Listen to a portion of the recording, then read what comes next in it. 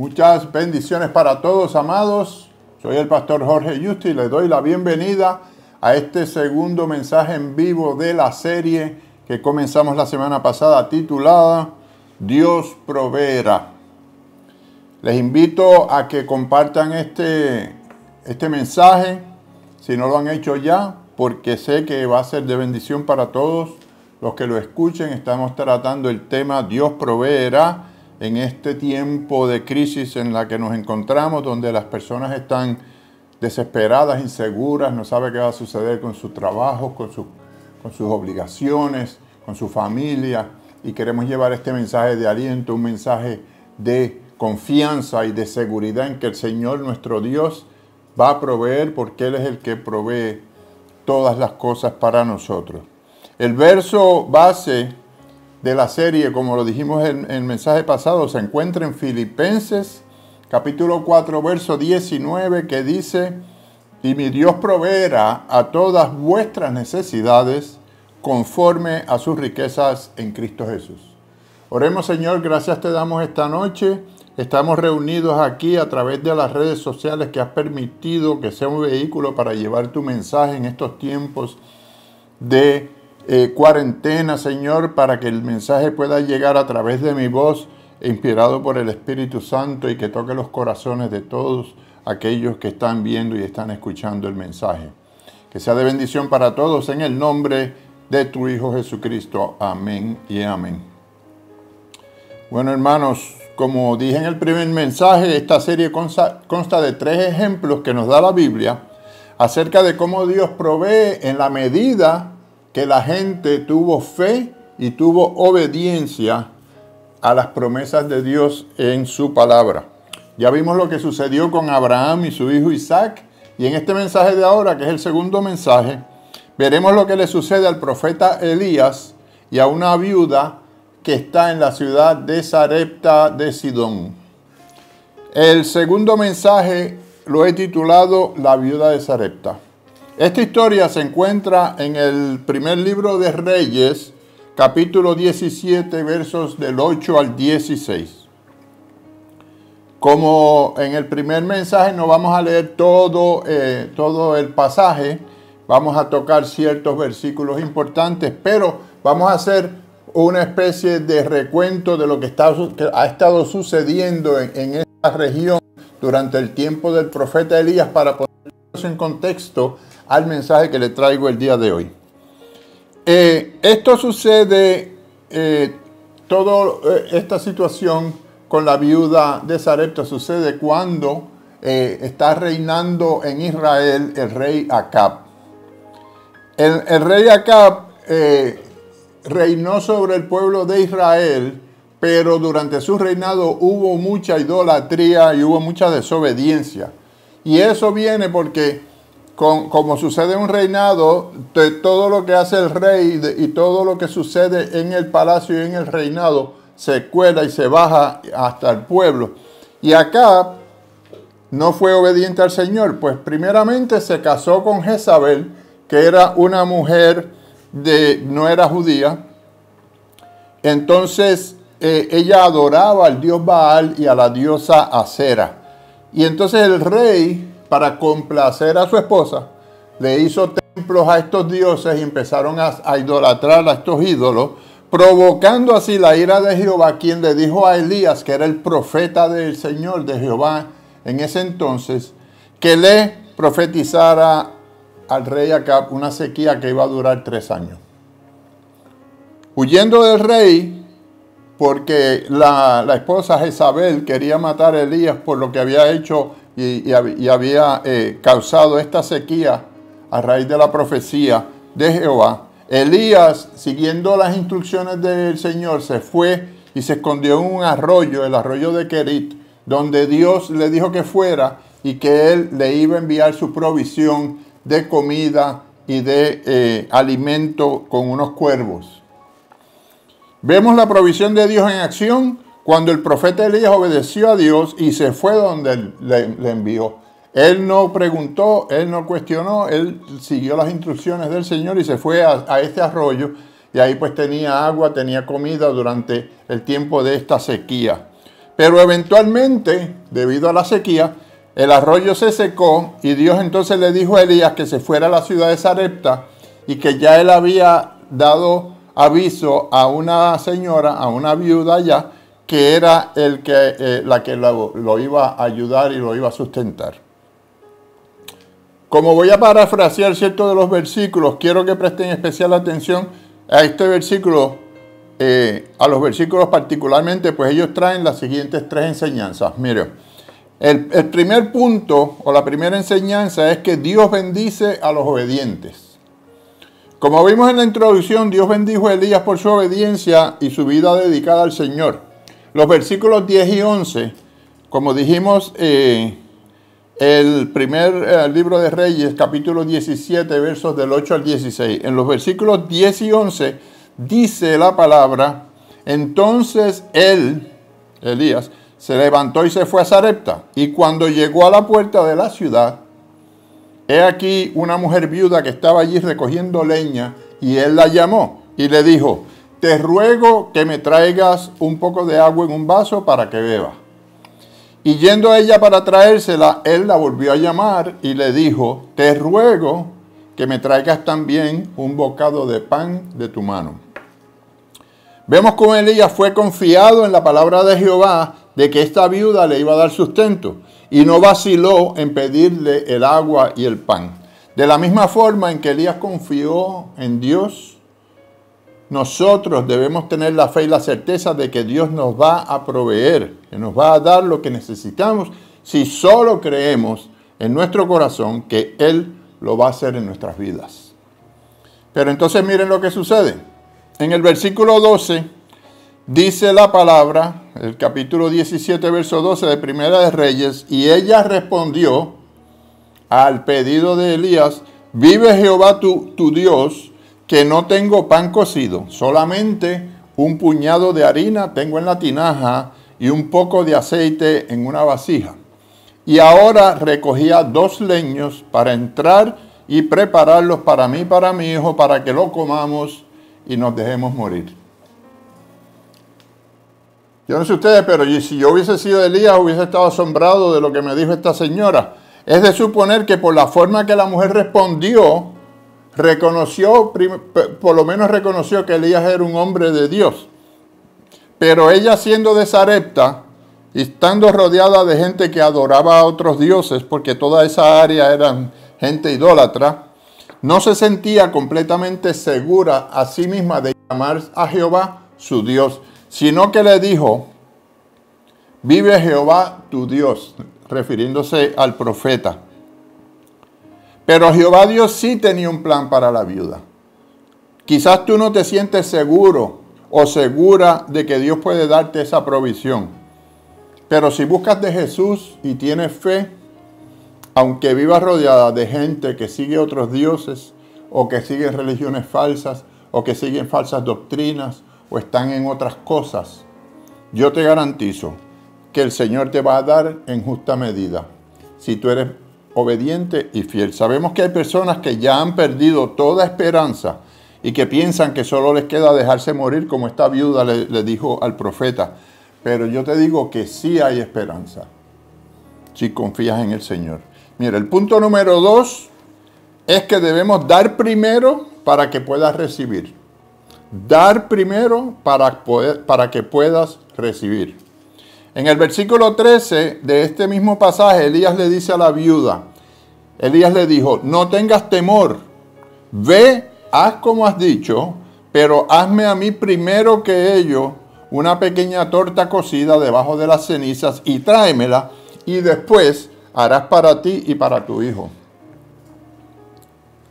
La palabra de Dios nos dice que debemos dar primero para que se active la provisión divina. Esa es la ley espiritual de la siembra y la cosecha: dar para recibir, sembrar para cosechar. Elías le dijo que no tuviera temor, pues el temor es un sentimiento destructor que no viene de Dios y que paraliza a las personas y las hace perder la perspectiva de la promesa de Dios. Y Elías inmediatamente le dijo: no temas, tranquila, sé que tienes esta situación, me la has expuesto, pero calma. y le dijo, ve y hazme primero un pancito para mí y luego, entonces, comes tú y tu hijo.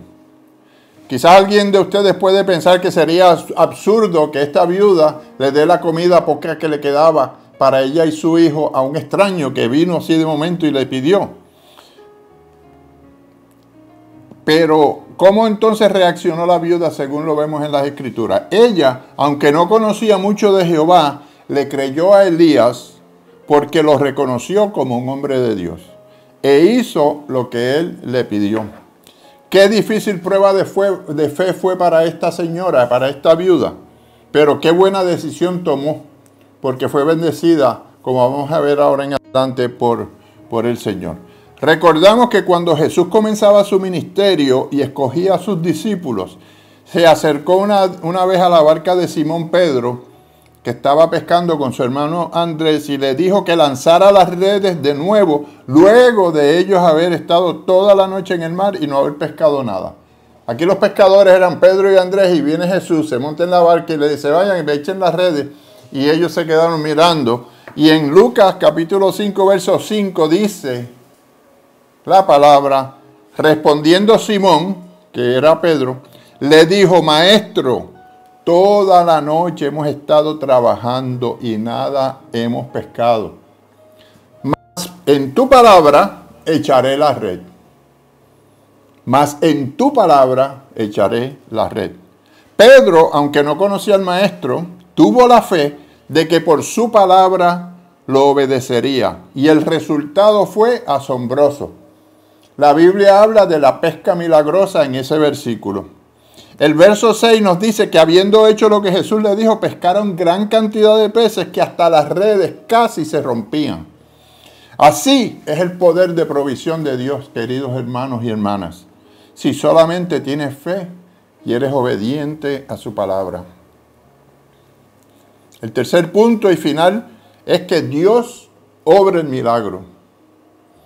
Dios no abandonó a la viuda después que le dio de comer a Elías. Tal como Elías le había prometido, Jehová se encargó de multiplicar sus escasos alimentos durante todo el tiempo que duró la sequía, según lo vemos en los versos 14 y 15, que dicen, porque Jehová Dios de Israel ha dicho así, la harina de la tinaja no escaseará, ni el aceite de la vasija no disminuirá, hasta el día que Jehová haga llover sobre la faz de la tierra.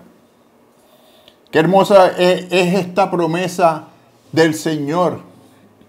He ahí la promesa de Dios para nuestras vidas. Cuando tenemos una actitud de compasión, una actitud de servicio a otros, cuando damos primero para poder recibir sin importar nuestra situación actual.